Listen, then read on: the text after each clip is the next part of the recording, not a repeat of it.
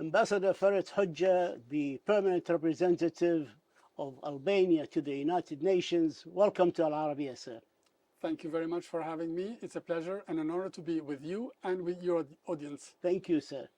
You are the President of the Security Council for the month of September, arguably the most important month of the year at the calendar of the United Nations.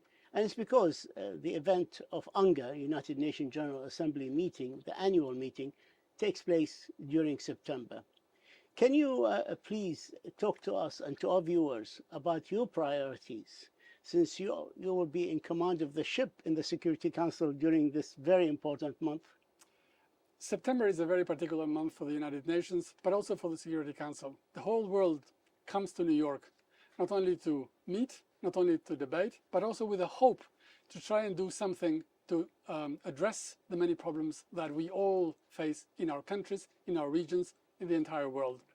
And for the Security Council, it's also a very particular moment because during that week, the Security Council tries to always focus on one issue, making best use of the presence of the world leaders and trying to also mobilize the Security Council for the issues connected to peace and security. We will try to do the same this time. It is a month that will be very busy. It is a week that is messy, as we know. Of course. In a few kilometers, the whole world will be meeting and greeting and trying to do as much activity as possible. And our program of work, which of course will be adopted in the 1st of September, has foreseen this eventuality and this possibility. We want to make use of that time in the best possible way. But let me go back a little bit to the main priorities for the second presidency of Albania in the Security Council.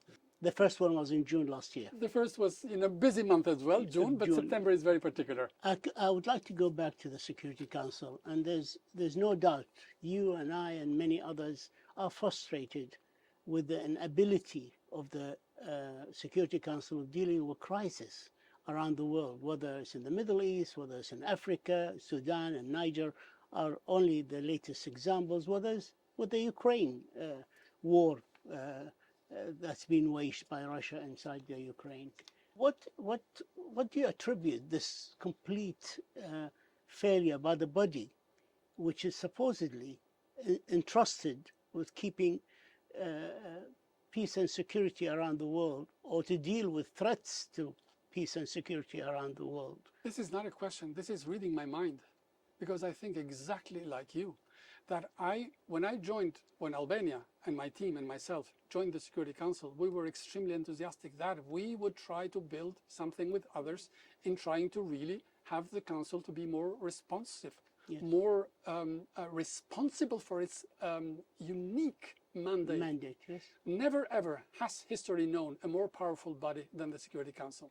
Never ever in history, the history, yes, when countries have come together, they have not had a more powerful, with the means and the ability to really say stop to the unacceptable and say stop to the unjustifiable.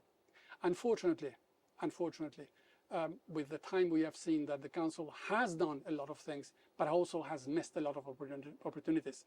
And some issues are still there for 7 decades, since the very start of the United Nations and the Security Council.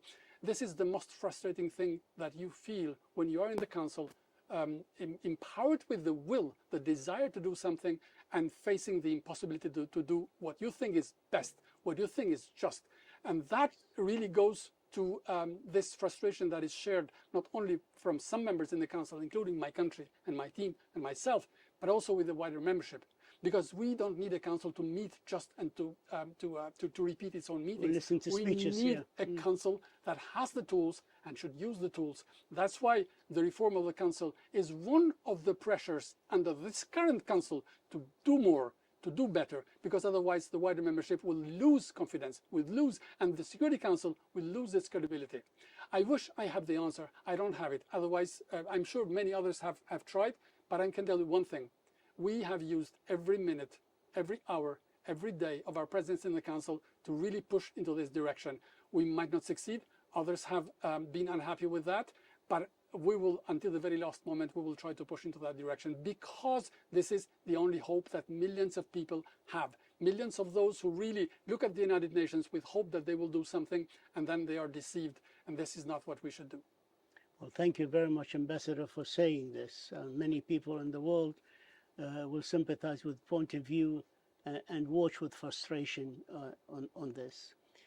Ambassador, you have served twice as an ambassador for your country, Albania, in the United Nations. The first time was from 2009 to 2015, and the second time since October 2021 until today, and hopefully continuing. I would like to ask you, how do you see the UN change in this period of about 14, 15 years?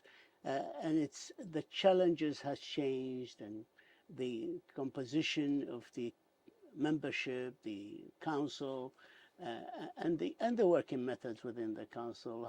Is it positively changed, negatively changed, no change? I'd like to take your view. First, it has been the privilege of someone like me, of a diplomat, and every diplomat would really hope that one day they will spend at least some time at the UN. I've spent almost 1/3 of my entire diplomatic career at the United Nations. I used to call it, probably from outside, that when you serve the United Nations, you serve at the balcony of diplomacy. I still maintain that. It's absolutely one of the best experiences you can ever have. I've served twice, but in two different UNs. There is one UN at large, and there is one UN with the Security Council. These are two different habitats. And probably that was the reason that I was asked to come back, which again represents the zenith of my career. Now that I know what it is. For anything, I would give every other year of my experience just for these 2 years, because it's intense, it's important, it drives every energy to try to do good for those in need. And this is what we have been committed to, and I hope we've tried to rally our energy to those who do the same thing. Now, in those 15 years, the UN has not changed much. Not that it hasn't changed, but it hasn't changed much. But what has changed is the world. What has changed are the challenges. They have been multiplied. There are new threats. Last month, we organized a meeting for the first time on artificial intelligence, on the threat that it poses. It would have been unthinkable 5 years, not less, not 10 years ago. Yeah. We see that climate and security are more and more linked. Yeah. We brought in the Council, together with the United States, another important issue on the direct link between the situation of human rights and peace and stability and security in different countries, regions, and probably wider. There is a wider gap between the ability of the UN to respond to all these crises, and in a quick way, so that it adapts itself, its structures, its means, its financing, its ability, its software, and its image as well to respond, and the expectations. As we spoke about the Security Council, but of the UN at large, the expectations are much higher. This is one of the big changes that I've seen. This is also a big pressure for all of us, that we use also this week in September with all those high-level meetings to make sense where we are, what needs to be done, how we can do it together, and how we can have a UN that is fit for purpose, but also that responds in a better way to the needs. UN does a fantastic job in terms of humanitarian response. It does a good job in terms of development. It should do a much better job to prevent and to respond quickly to crisis. That's the big challenge, because that's what the public opinions expect from the UN and from the whole world. Ambassador Ferit Hoxha, the permanent representative of Albania to the United Nations, we thank you for your insight. We thank you for this interview, and we wish you the very, very best of luck in your presidency of the UNGA month. It was my pleasure and my honor. Thank you very much. Thank you, sir.